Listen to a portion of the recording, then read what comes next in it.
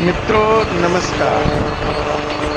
Operation सिंदूर ने पूरी दुनिया की सामरिक रणनीति और वर्तमान में यूज में आने वाले एयर डिफेंस सिस्टम, एयरक्राफ्ट्स इत्यादि पूरी रणनीति, पूरी टेक्नोलॉजी पर उन्हें विचार करने के लिए मजबूर कर दिया।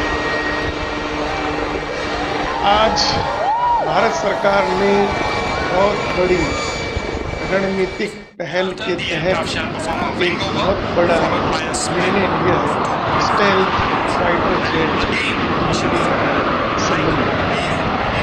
उससे बात करने से पहले ऑपरेशन सिंदूर में दुनिया के सामने एक नई रणनीति जो भारत ने उपयोग में ली है और एयर डिफेंस सिस्टम के संदर्भ में तो जो टेक्नोलॉजिकल एडवांसमेंट इंडिया ने विगत 11 वर्षों में पूरी दुनिया को दिलाई है तथा सेल्फ रिलायंस की तरफ बढ़ते हुए भारत ने आत्मनिर्भर प्रोग्राम के तहत जो इंडिजीनियस सिस्टम डेवलपमेंट की उनमें सबसे महत्वपूर्ण है इंफ्रारेड रडार।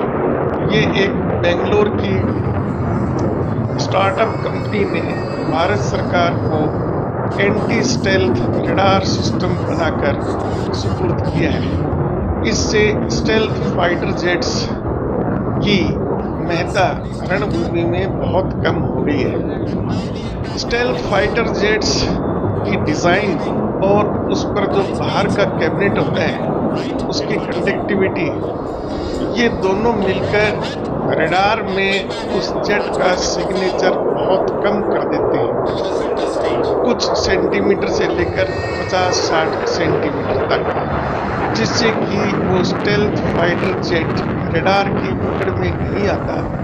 इसलिए उस पर प्रहार करना एंटी डिफेंस एयरक्राफ्ट सिस्टम द्वारा बहुत मुश्किल हो जाता है।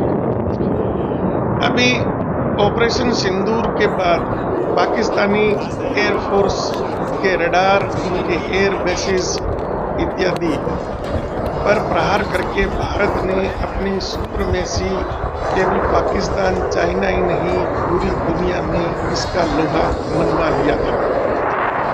भारत सरकार पर अमेरिका अपनी झूठी दोस्ती का दिखावा कर अपने महंगे F-35 स्टेल्थ जेट विमान बेचने के लिए दबाव डाल रहा था। लेकिन भारत सरकार की जो सामरिक रणनीति है कि हम हथियार केवल उन्हीं देशों से ही लेंगे जो कि हमें टेक्नोलॉजिकल ट्रांसफ़र करे और भारत के कोलैबोरेशन में भारत में ही उनका निर्माण करें। जैसे ब्रह्मोस मिसाइल सिस्टम है और राफेल भी अब भारत में ही बनेगा। इसी प्रकार से इजराइल से खरीदा हुआ बराक जो एयर डिफेंस सिस्टम है नेवी के लिए, उसकी भी भारत सरकार के साथ में कोलैबोरेशन है और इस पर डेवलपमेंट यहाँ पर चल रही है। इस ऑपरेशन सिंदूर में अमेरिका की जो दोगली नीति अभी तक उन्होंने बहुत हद तक छुपा कर रखी थी, हालांकि भारतीय इंटेलिजेंस को इसकी पूरी सूचना थी, लेकिन अंतर्राष्ट्रीय कूटनीति के तहत वो इसका खुलासा करना उचित नहीं समझ रहे थे।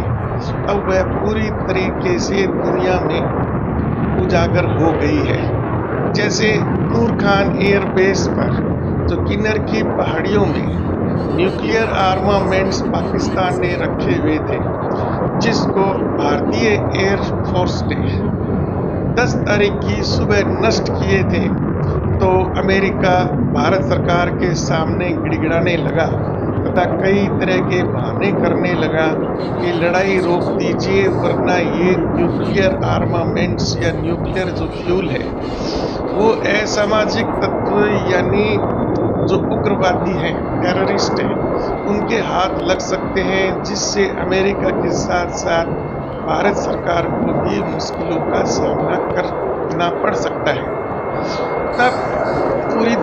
के सामने ये स्पष्ट हो गया कि पाकिस्तान की ना तो कैपेबिलिटी है और ना ही उनकी इतनी साइंटिफिक एडवांसमेंट है वो कि न्यूक्लियर आर्मामेंट्स बना सके, क्योंकि उसके लिए एनरिच्ड यूरेनियम की जरूरत है, जो कि पाकिस्तान के पास उसकी फैसिलिटी नहीं है। ये आर्मामेंट्स अमेरिका के थे जिन्होंने केवल भारत और चाइना या रशिया इत्यादि को टारगेट करने के लिए पाकिस्तान का मुद्दा लगाकर यहाँ पर रखे थे।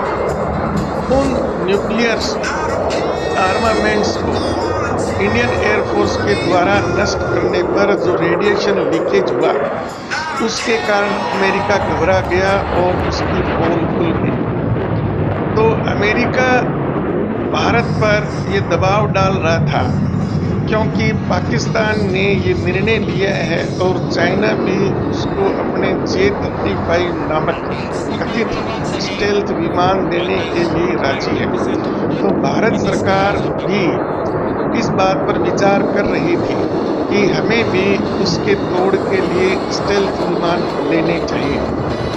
तो बहुत दिनों से रक्षा मंत्रालय अमेरिका और रूस में इस बात की कैलकुलेशन हो रही थी, विचार विमर्श हो रहा था कि हमें कौन से स्टेल्थ एयरक्राफ्ट लेने चाहिए।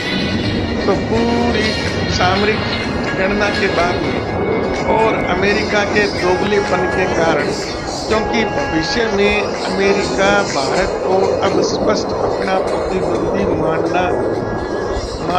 मानने लगा है, क्योंकि जिस प्रकार से इकोनॉमिक ग्रोथ भारत की हो रही है उससे अमेरिका को ये लगता है कि एक दिन भारत की जो अब डिफेंस फायर पावर है वो चाइना से बहुत आगे निकल चुकी है और वो अमेरिका का प्रतिनिधित्व बनेगा। तो वो भारत को भ्रम में रखना चाहता था और अमेरिका पर कभी भी विश्वास नहीं किया जा सकता।